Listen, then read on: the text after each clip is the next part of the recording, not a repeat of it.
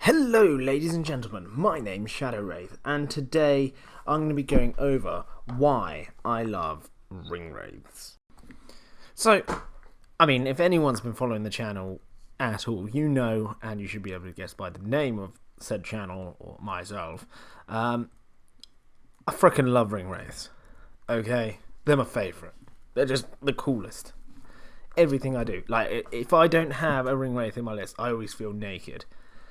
Like, it just feels wrong, you know?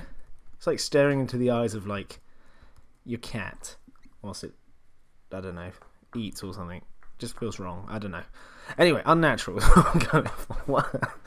I need to stop recording at 2 a.m.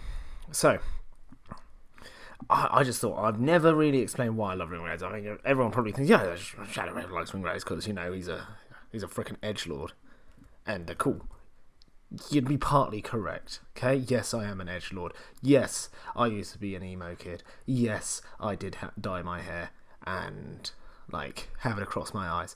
I know. It's alright, I've grown out of that. It's all good. But there's still an emo heart that beats in this chest, to an extent. So, let me start from the beginning of why I love Ring Wraiths. And it all comes to do with... There's a few factors to it. Now, like, I guess the basic first thing that drew me to the dark side is that I do have a brother, actually, who I used to game a lot with. He's often being an adult and I still play with toys. But, you know, you decide who's cooler. I know the answer to that. It's not me. But one of us had to be the bad guy, right? So I always played the bad guys usually. I used to always gravitate towards the baddies, evil dudes, and then that just kind of progressed to my, like, after we'd go onto, like, local gaming groups, there was a lot of people playing the good guys, especially when you're younger. A lot of the younger kids want to be, you know, the ultramarines, you know, gone, oh yeah. And I'm just like, yeah, Mordor's cool, yeah, I'll be the baddies. And I just liked it in my head. I liked all things like that, anything dark and evil. Like, I mean, if you know anything about 30k/40k, I play word bearers. There you go. Sums it up. Okay? I like being the baddies. But that's not the only thing. And it's not directly connected to Ring Wraiths yet. So, of course, when I first started playing Lord of the Rings, let's just start from Middle-earth strategy battle game. It goes before that, like, just SBG in general. The most annoying thing for me, and I found, and I always thought it was unfair, but I was young and I was a kid, and, you know, that I'd have, like, I don't know, Shagrat or something, or like Lurtz or something, leading my force, and it'd absolutely get clapped by most of the good heroes and most of the good captain equivalents. You know, they used to wind me up, and it just got more powerful heroes the more I played, and I got into, like, I got to play against, like, you know, King Elisar, you know, even Theoden, Éomer, Marshal of the Ridden Mark, and all that stuff. And it just annoyed me because they always seemed to have, like, a million abilities. They always had the fight value, the courage, the strength, the shoot value, everything. I'm looking at my little orc who's, like, hitting on 5s, you know, fight trash.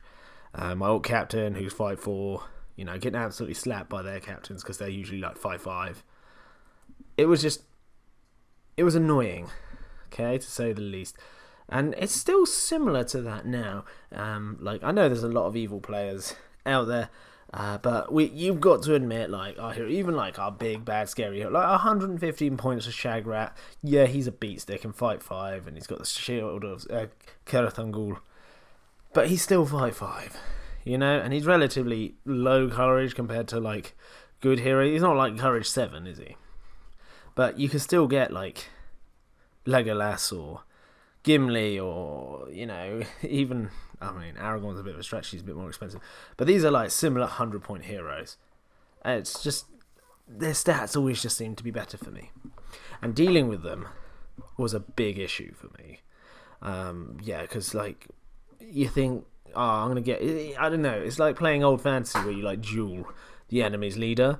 That's what I always wanted to do, like, let's have a duel in the middle, like, you know, I'm standing there and I'll shout out, I don't know, Achilles, and Achilles comes forward, and then they'll call whoever the fuck they want to call, I don't know, can't remember his name, 𝐂𝐲𝐿𝐴 or something. I don't know. If you know the reference, you know the reference. But then some other kid came up to me and I was like, hey, how's it going? And I was like, you alright? You heard about these little things? And he wore this long trench coat, right? And then he'd just pop the side of the trench coat open, like, you know, he'd have a little swing around, make sure no one was looking, and then whap open the side of his trench coat, and on the inside, stitched in, was just like loads of ring wraiths. He was like, bro, this is the stuff. Okay, you sick of them heroes? Here's a little boost you need, a bit of dark magic.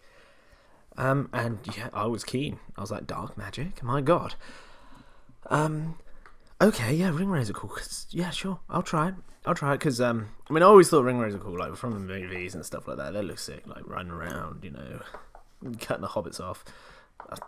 Because, you know, the hobbits obviously get away. There wouldn't be a story if the hobbits didn't get away, I know, but, like, come on, they're fucking ring wraiths, like, and they're hobbits. And then, but the stat line didn't look impressive. You know, they're still 5/5 and, you know, 1 wound, 1 attack. I'm like, what is this boy going to do? Cast a couple of spells. And bear in mind, I'm still quite young, okay? But then, when you unlock the potential of the Ring Wraith, this little dude here, well, not the Tainted specifically, but he can do. Any of these can, really. These guys switch off heroes, okay? Most heroes, like Glorfindel is a bit of an issue still. Fortified Spirit sucks, but yeah, just to having the ability of the smug dude coming up on the table, plopping down King Elisar, going, yes, that's right. Well, I'm fight 1,000,000, and I get 3 might, and I get all these rules, and my defense 1,000,000,000, and I'm courage 1,000,000,000. I'm like, yeah, nice, cool. I'm gonna cast Transfix. I'll resist it. Okay, cool. Wow. Well done. You used too well. You resisted it. Next turn, right? I'm not going to commit my big hero. I'll position him. You know what? He's looking good. Channel Transfix. Rolls a 1 on his resist test. So what does that mean? It's like, well, let me tell you what that means. You're now half fight value. You can't call heroics. Yada yada yada yada. Can't move, all that stuff. Can't strike if you win the combat. Sorry, what? It's like, yeah. And then Shagrat's gonna charge you, and a few other orcs, and oh, look at that. I rolled a 6. I win, and there's nothing you can do about it.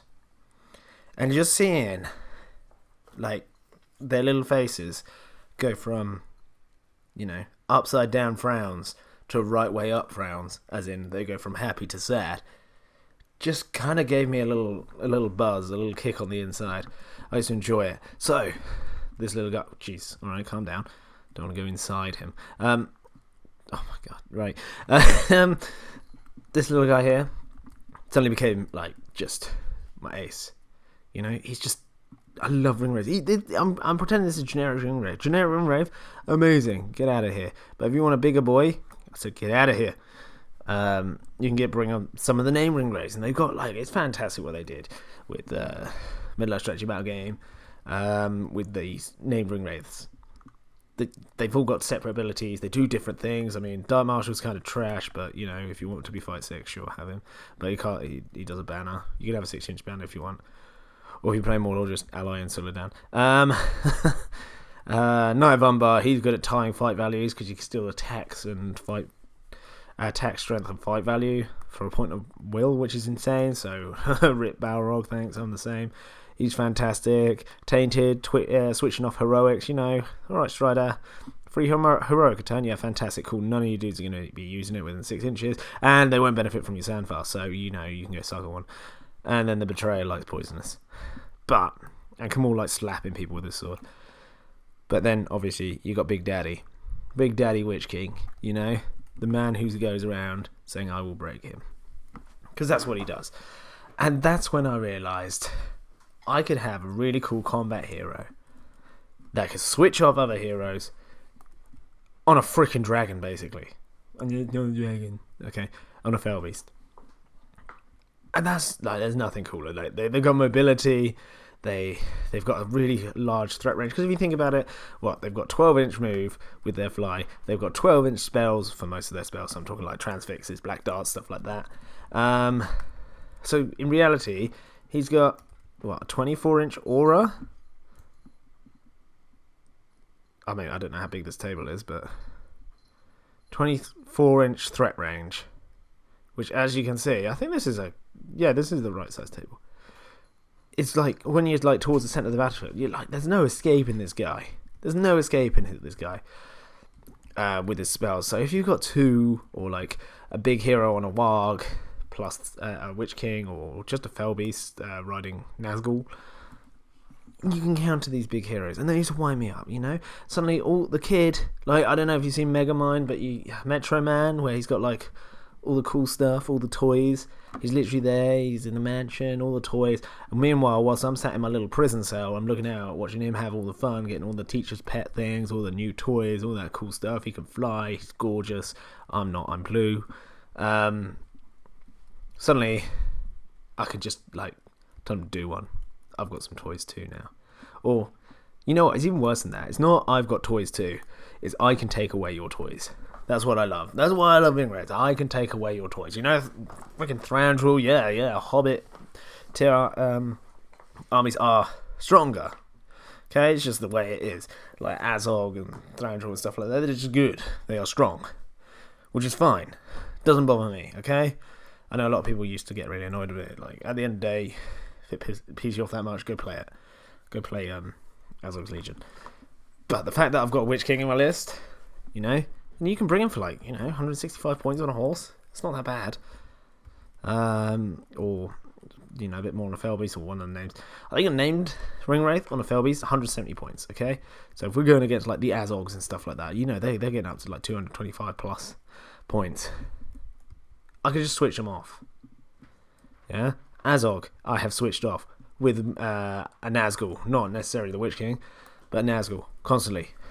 And then he's got absolutely slapped by like Shagrat or something, or another Fellbeast, or the Fellbeast that just transfixed him. It's like, oh sweet, channel transfix, charging, and go slap him.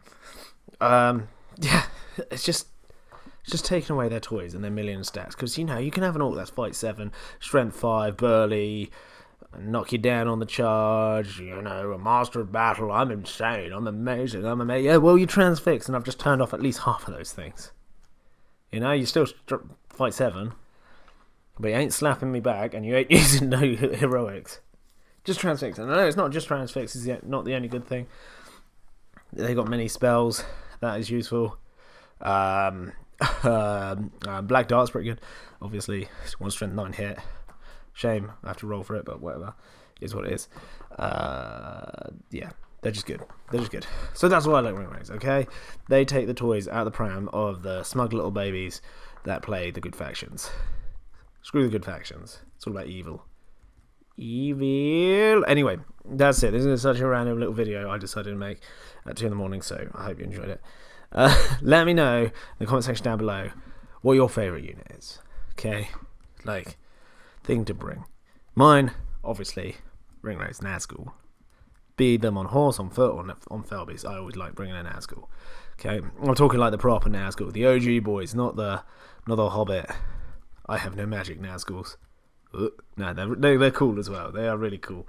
Probably better looking models, definitely, actually. But yeah, they are cool. But yeah, if you like bringing it on, though, I just don't go, I like Palace Guard because I'm going to come and slap you across the cheek. Or I like Galadrim Court Guard. No, go away. No, you're the reason I like Ring Wraiths, okay? Because you're the one that'll bring, like, what's his stupid name? Gilgalad. Like, the people bringing Gilgalad to, like, 500-point tournaments and stuff like that. I just want to just do one, mate. Okay, no, I'm joking. You don't have to do one. But my Ring Wraith will do you. That's the plan.